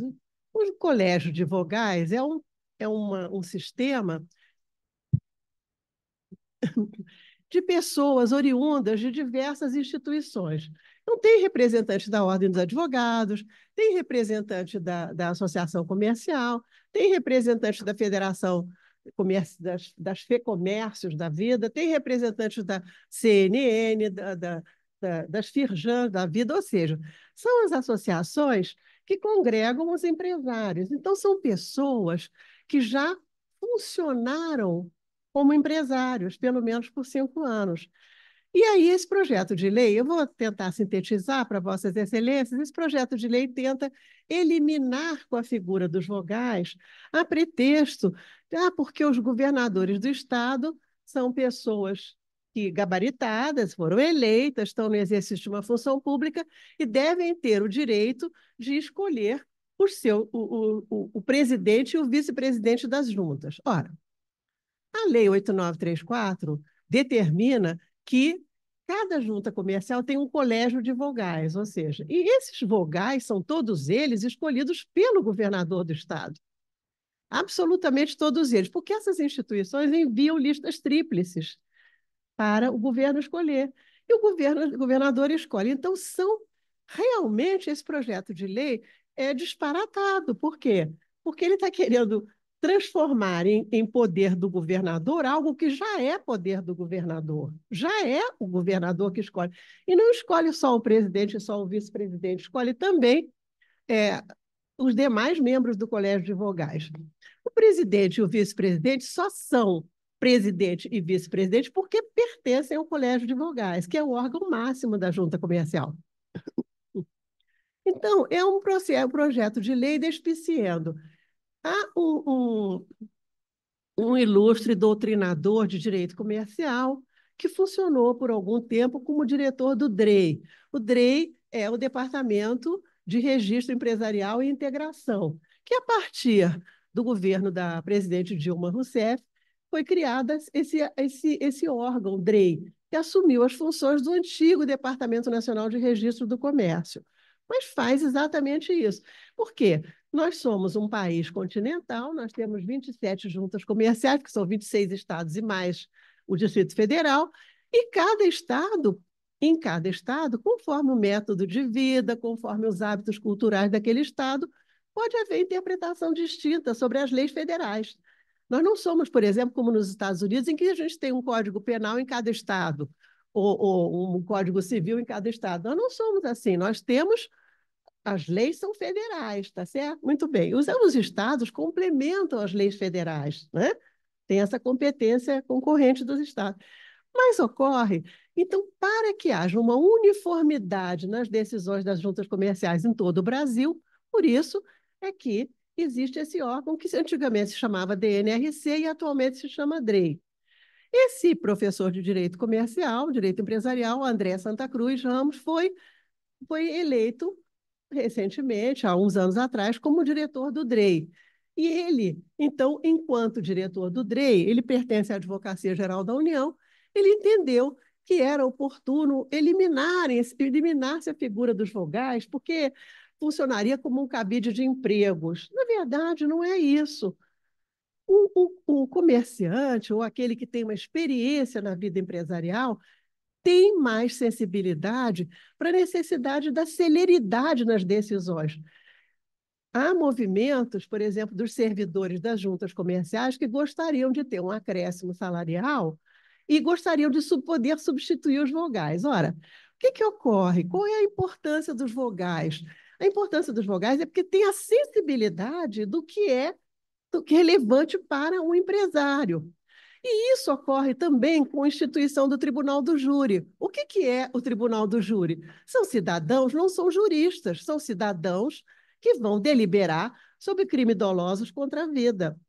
É setorial, são só para crime doloso contra a vida, mas são cidadãos de bem, pessoas comuns que não têm formação jurídica. E nem por isso se quer eliminar a instituição do Tribunal do Júri. Eu tenho para mim, a minha opinião, eu acho que qualquer instituição que enseje a participação de pessoas comuns ou de pessoas com uma determinada especialização são situações que permitem a participação da sociedade civil. Por outro lado, a ideia de permitir que um servidor de carreira funcione fazendo as vezes do vogal, ele jamais poderá fazer. Por quê? Porque é vedado ao servidor público de carreira exercer atividade empresarial.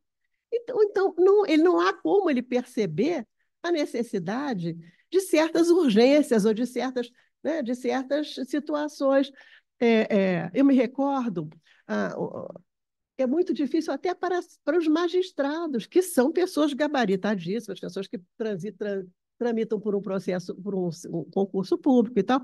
Eu me recordo que a ministra Nancy Andrighi, quando foi corregedora, eu acho, do Conselho Nacional de Justiça, expediu uma determinação do Conselho Nacional de Justiça para todos os cartórios, até aí tudo bem, porque os cartórios são serventias do Judiciário. Expediu que todos os cartórios comunicassem à junta comercial, ou se comunicassem com as juntas comerciais do Brasil todo, notificando as juntas comerciais sobre as procurações que os particulares faziam nos cartórios, quando essas procurações envolviam poderes relativos a empresas. Ora, as juntas comerciais, elas não se socorrem, elas não têm custas para isso. Então, não teria de quem cobrar essas custas. Então, ficou uma determinação, os cartórios faziam uma enxurrada de deliberações, de comunicações às juntas comerciais que não tinham onde botar, não tinha propriamente um arquivo onde colocar. Então, eu acho que é essencial que os vogais existam e que os vogais possam funcionar, porque não é como aquela situação que houve no passado de vogais que auxiliavam o magistrado, juízes classistas. Não é isso. A Justiça do Trabalho é uma justiça técnica. Não é isso. São vogais com experiência empresarial e que podem colaborar em muito para o funcionamento das juntas comerciais. E sendo que os servidores de carreira jamais poderiam ter essa sensibilidade. Então, por essa razão, eu opinei no sentido de que fosse criticado esse projeto de lei, que fosse desconsiderado esse projeto de lei, porque ele atende digamos, a um objetivo talvez mais mesquinho, talvez mais de curto prazo, de alguns servidores públicos, que não é o caso, porque as juntas funcionam muito bem no Brasil todo. Obrigada. Obrigado, doutora Tereza Pantoja, está claríssimo. Em discussão,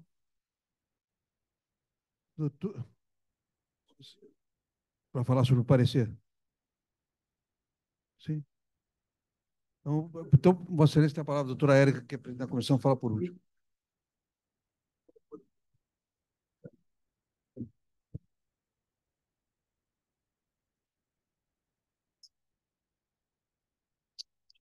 Boa tarde, presidente e demais integrantes da mesa.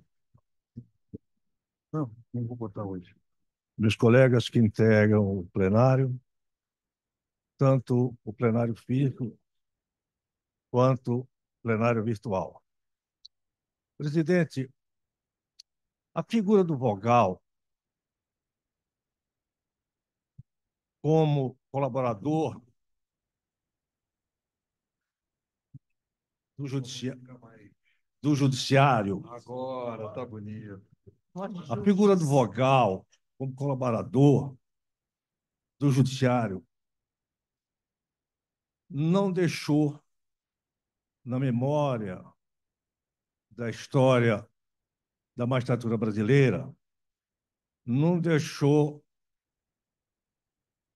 nem saudades e, sobretudo, não correspondeu à expectativa que inspirou a sua criação.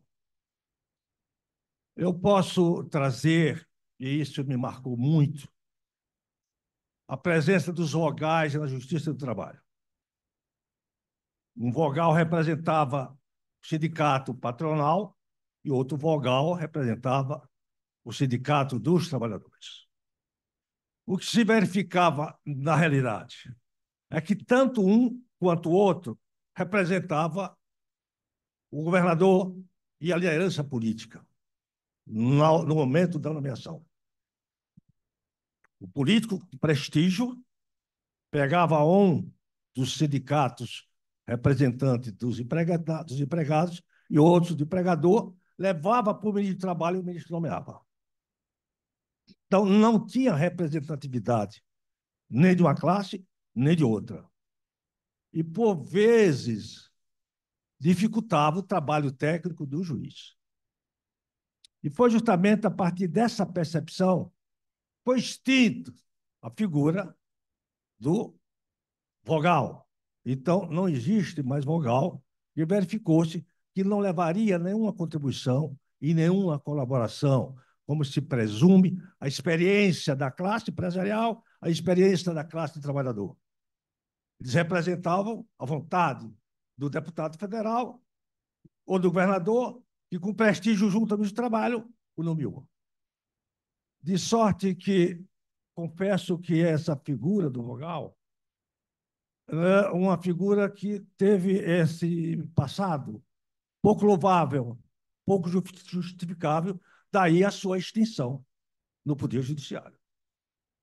A comparação com o júri é uma comparação que não tem nenhuma lógica, uma vez que o júri elenca a garantia dos direitos fundamentais.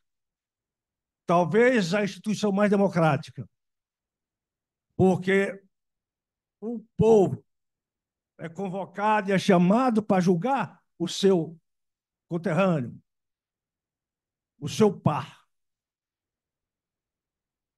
Então, não me parece apropriado essa comparação. O Instituto, contemplado no artigo 5º da Constituição Federal, com a figura do vogal. Eu apenas quero fazer essas considerações, presidente, apenas para não me omitir, quando eu podia dar essa modestíssima colaboração fazendo essas pontuações. Muito obrigado. Obrigado, irmão. Tocar o seu pai. Doutora Érica, eu vou deixar a Vossa Excelência por último. Enfim, Senhor presidente, senhores membros da mesa, senhores e senhoras membros da mesa e meus colegas do plenário virtual e do plenário físico. Na realidade, eu acho extremamente útil a existência de vogais que seriam, digamos assim, podem ser leigos em direito, mas que conhecem o comércio. Antigamente, quando surgiu o direito comercial, né, e o direito comercial, como nós sabemos, era diferente do direito civil, do direito romano, os juízes do direito comercial eram todos comerciantes. A ideia era que os comerciantes que julgavam os comerciantes. Aqui, no caso, estão querendo substituir vogais que têm experiência no comércio, que conhecem o comércio, por burocratas, funcionários públicos, que não entendem nada de comércio, nunca comerciaram. Então, eu concordo com o parecer da doutora Tereza Pantoja, me parece extremamente sagaz, extremamente correto, no sentido de não darmos um passo para trás e entregar a burocratas essa atividade que cai tão bem entre os comerciantes. Muito obrigado. Comerciantes que eu falo aqui são empresários, né? Eu sou antigo do tempo do direito comercial A gente falava comerciante em vez de falar empresário. Muito obrigado. Obrigado, Carlos Sampaio. Doutor Paulo Leal, diretamente de Santo Ângelo, de sua espetacular biblioteca. Doutor Paulo Leal, Vossa Excelência tem a palavra. Eu quero cumprimento o presidente Sidney Sanches, em nome de quem cumprimento todos os participantes aí do plenário. Eu não ia falar e dificilmente falo nas nossas plenárias, mas com relação ao que disse aí o doutor Edmundo, eu quero fazer uma manifestação em relação a isso. Foi o maior erro que a Justiça do Trabalho já cometeu até hoje, foi a promulgação dessa emenda constitucional número 24, de 9 de dezembro de 99. A participação dos juízes classistas do Justiça do Trabalho foi uma das poucas vezes que a sociedade civil participou do Poder Judiciário e participou arejando o Poder Judiciário. A existência de representantes de trabalhadores e de empresários, embora se possa questionar a forma de indicação, sempre permitiu que a Justiça do Trabalho permanecesse próxima tanto do mundo do trabalho como do mundo das empresas. E a aprovação dessa emenda constitucional em 99, ela produziu um impacto terrível na Justiça do Trabalho que se burocratizou. Hoje não há mais contato algum. Havia ainda, de certa forma, nas salas de audiência, e agora, inclusive com as audiências virtuais, nem isso mais ocorre. Então, a presença, assim como o empresário deve participar das juntas comerciais para trazer as suas experiências, né, por meio da representação das juntas, na Justiça do Trabalho ocorria a mesma coisa. Eu quero só deixar bem claro, doutor Edmundo, talvez, eu como advogado trabalhista, já que milito há 40 anos, acompanhei de perto a participação dos juízes classistas, haviam problemas sérios na questão da indicação, mas foi o maior erro, inclusive de uma parte preconceituosa do movimento sindical, que não cumpre aqui explicar as razões pelas quais fizeram isso, combater a representação classista, né? Exatamente em função da crítica que faziam à forma de escolha, mas foi o maior erro cometido até hoje na Justiça do Trabalho, foi a emenda constitucional número 24. E o maior erro ainda do movimento sindical apoiar isso, porque a Justiça do Trabalho, a partir daí, se burocratizou. Então, a participação da sociedade no Poder Judiciário, ela é saudável e precisa ser incentivada. Era isso que eu gostaria de dizer apenas. Muito obrigado. Obrigado, doutor Paulo Leal. Recomendo a todos a leitura do artigo do doutor Paulo Leal na edição deste mês da revista Justiça e Cidadania sobre Teixeira de Freitas, no espaço do IAB. Parabéns e obrigado aí pela sua contribuição. Doutora Érica Guerra, última inscrita, para depois passarmos à votação. Doutora Érica, a palavra é sua.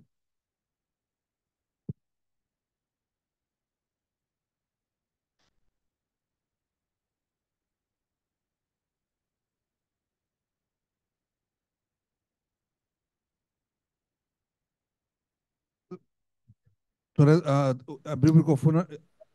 Abri. Agora Muito sim, obrigada. agora sim.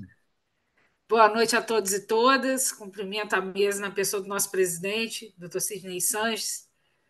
Cumprimento os presentes no plenário, na pessoa de doutora Tereza Pantoja, nossa primeira vice-presidente, que hoje aí muito bem representa a nossa comissão de Direito Empresarial, e ao plenário virtual, na pessoa de doutora Gabriela Medina, que aí já está ativa na Comissão de Direito Empresarial, participando hoje virtualmente, que tomou posse semana passada. Que seja sempre um incentivo vê-la sempre aqui na sessão plenária. Presidente Sidney, eu pedi a palavra para fazer duas manifestações. Eu fiz uma manifestação por escrito, no chat, que eu peço ao presidente que, se possível, faça a leitura, e venho fazer uma manifestação a respeito do parecer da doutora Tereza Pantoja, apenas só para colocar que a doutora Tereza Pantoja, durante muitos anos, ocupou o cargo de vice-presidente da Junta Comercial do Rio de Janeiro, da Juscerja, e sabe, aí com uma vasta experiência, né, não só de vice-presidente da Junta Comercial, mas de professora da nossa matéria de Direito Empresarial, da importância que tem aí a Junta Comercial, o conhecimento técnico dentro da junta comercial que o Vogal representa, para que o empresário possa cumprir sua obrigação elementar de manter aí o arquivamento, o registro na junta dos seus atos praticados aí no curso de sua atividade. Então, a Comissão de Direito Empresarial, aí, de uma forma unânime, aí, aceitou, votou e aprovou o parecer de doutora Tereza Pantoja, nosso presidente. Essa manifestação que eu faço sobre parecer, e a outra que eu fiz aí por escrito no chat, que eu peço ao presidente que, aí sendo oportuno, que ele manifeste também. Doutora, obrigado, enfim, pela manifestação. Com relação à sua mensagem no chat, eu já conversei com a doutora Tereza Pantoja, enfim, esse caminhamento tem que ser feito em conjunto com a forma pela qual a Secretaria deu andamento ao nosso procedimento interno, então está aqui, enfim, ficará, né, para nova oportunidade. Bom, não havendo mais quem se manifeste, em votação, faço uma enquete virtual, sim pela aprovação do parecer, não pela rejeição e abstenção. Enfim. Aqui no plenário há uma aclamação e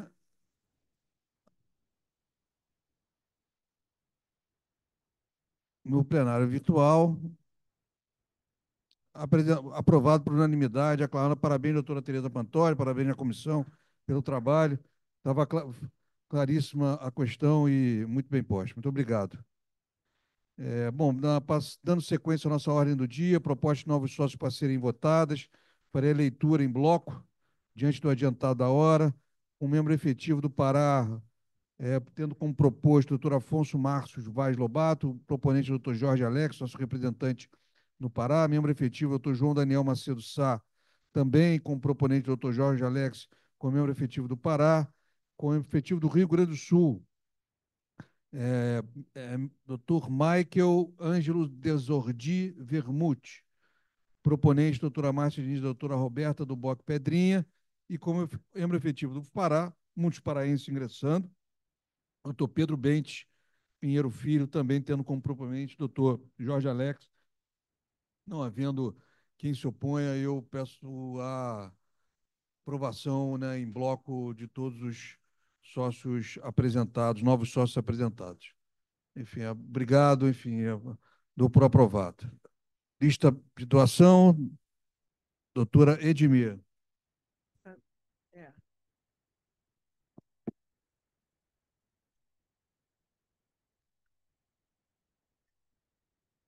Lista de doação à Biblioteca Daniel Arão Reis. Doação da Universidade Cândido Mendes, entregue pelo consórcio Leonardo Soares Madeira e Iório Ribeiro. E a doutora Rita também doou para a nossa biblioteca o direito fundamental à relação de emprego. Doutor Rodolfo Bach. Isso, é autoria, né? Bom, obrigado, doutor Edmir. Doutor Sérgio Santana. Senhor presidente, prometo que não vou levar nem um minuto, é porque eu ia apresentar na semana passada, mas em decorrência dos debates de uma indicação que todo mundo que estava aqui acompanhou, aí a sessão realmente adiantou. Para deixar registrado aqui, esse aqui é um evento histórico, né? A contribuição que são dos membros do Instituto, justamente a proposta brasileira, né, do G20, que abriu para a sociedade civil apresentar as suas propostas. Então, aqui tem um conjunto de propostas, são 45 propostas nos 3 eixos: reforma da governança global, a questão do combate à fome e à miséria e a preocupação com o crime e meio ambiente. Então, tem aqui um conjunto de 45 propostas, né? Tem proposta da doutora Eliana, da doutora Érica, tem minha, tem da Comissão da Mulher, e esse conjunto de 45 propostas foi enviado e está lá registrado como a contribuição do IAB para tentar subsidiar a proposta brasileira que vai ser levada para a discussão com os demais chefes de Estado semana que vem no Rio de Janeiro. Acho que não levou um minuto. Obrigado, trabalho feito, doutor Sérgio Santana e doutora Eliane. Fizeram um trabalho de fôlego aqui, a tempo recorde, para a encaminhamento para discussão ainda pelo G20. Obrigado, eu vou disponibilizar nas nossas redes, enfim, né, as propostas do Instituto, e mais uma vez obrigado aí pelo trabalho realizado e essa importante participação do Instituto nessa pauta, né, nessa pauta global. O Edmundo vai falar? Não. Não. Então, Presidente? Oi? Doutora Érica quer falar? Sim, presidente. Eu queria só também aproveitar a oportunidade e aí agradecer ao doutor Sérgio Santana também, para além do incentivo da formulação das propostas, ele disponibilizou até um tempo para conversarmos a respeito do G20, e aí desses diálogos com o doutor Sérgio Santana surgiu a ideia do evento sobre empresas e direitos humanos, uma vez que alguns membros da nossa Comissão de Direito Empresarial tinham participado de uma obra sobre esse tema, e esse evento foi aí apresentado ao IAB e ocorrerá amanhã, a partir das 10 horas. 10 horas da manhã. Contamos com a presença do nosso excelentíssimo presidente, e também na parte da tarde, também vai passar pela TV IAB, e aí a Comissão de Direito Empresarial se dispõe a falar dentro da temática de desenvolvimento sustentável, aí dentro do assunto Empresas e Direitos Humanos, com a entrega aí também da obra à nossa biblioteca, obra essa que participaram aí alguns membros da Comissão de Direito Empresarial. Então, a gente vai estar doando esse livro, tá, amanhã para a nossa biblioteca. Esperamos que todos possam participar. Obrigada, presidente. Obrigado, doutora Érica. Bom, boa noite a todas e todos. Obrigado pela participação, enfim, pelos trabalhos realizados, enfim, e até a próxima semana.